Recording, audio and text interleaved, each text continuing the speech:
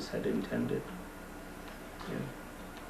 Let me ask you a couple of provocative questions, just to sort of. I don't want you to interpret my questions as a statement of my convictions. I just want you to react to these things. Sure.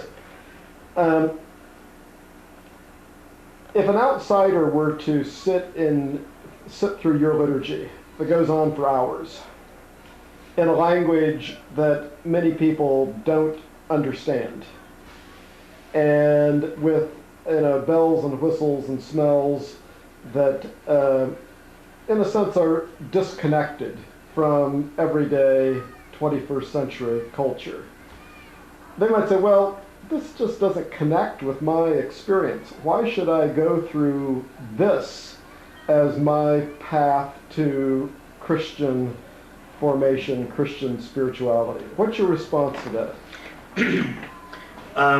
I say that there is no reason for them. There would be absolutely no reason that they would need to come to connect. They wouldn't be able to connect, because if you remember when you asked me the three things that I would change, it wasn't even language. It was the commitment to Christ. If you approach it in that sense, that you're coming to an opera for 2-3 hours with smells, bells, and whistles, yes, there is no reason to continue and come or anything.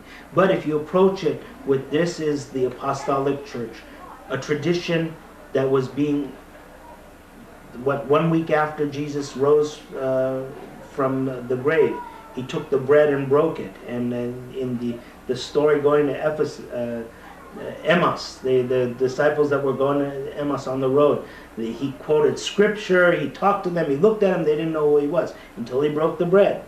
And that moment their eyes were opened, it says. Same way, this is the same liturgy that has been going on for 2,000 years. Yes, there are bells and whistles, there are smokes, there probably is a need for reform.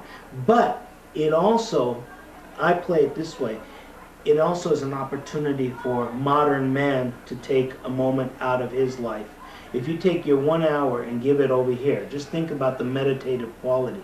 You don't really need to understand everything, but you're in that environment with the smoke and with the smells and the fumes and with the songs that fill up your heart.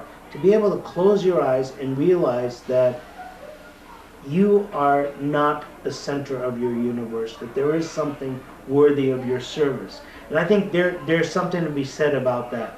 True, if you're going to look at it and you're going to try to figure out each word and why am I here and everything, it doesn't work. It's kind of like a very Eastern kind of way of looking at life rather than a Western.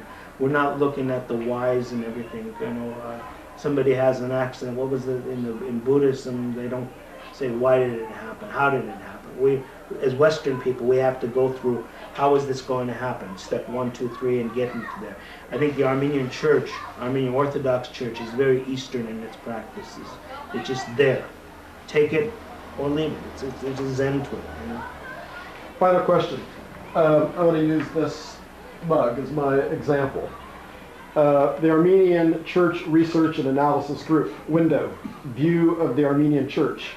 This was your attempt to be part of a reformist movement. At least that was my interpretation of this. 2 questions. One is, did this reformist movement have any effect? That is, this window movement. And secondly, what are the principal sources of reform at this moment that you yourself are connected with, or would in the future like to be connected with? The window project that we did was, yes, it was supposed to be a reform movement, until we got to a point where we realized that if we continue this process, we run the risk of starting another group, another splinter group. That we had enough of a following where it was going to turn out to be, again, another Protestant, the church said, protest against the Armenian Church, and we would be on the outside looking in through the window, rather than inside looking out. The real challenge for us became, how do we bring about change from within? I think it goes back to Martin Luther, the man, I think he was very happy with the Catholic Church. He would have loved to have stayed in there. Here's where the points that were wrong with it, but because the Catholic Church said no to him, he went out, and we know Protestantism, it was inevitable that Protestantism would come out this way. The same thing, we got scared at that point that what if we continue and then we get this movement and then we're outside of the church? What good are we? It's how effective is Protestantism? How effective is are Protestants today in effectuating change in the Catholic Church? Nothing. And we're going to be in that same boat. So we made a decision at that point to stop and try to work through the church, inside the church. Am I involved in any movements at this moment? Probably not this second, aside from what I do within my parish, realizing that this is a little corner of the world that God has given me right now, saying, take care of this. I'm putting ideas together to probably go into a window two, so to speak, being a totally internet-based operation to cut costs and seeing what we can do. One of the nice things about that is we've got many like-minded people who want to see reform in the church, but don't want to take that extra step of splintering off.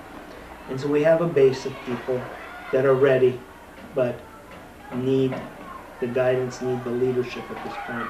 I don't know who can offer that. I don't know if we have the strength right now to do that. But I think with God, you leave the church to Him, and the rest will come out. Can I tell you a story? A really nice story.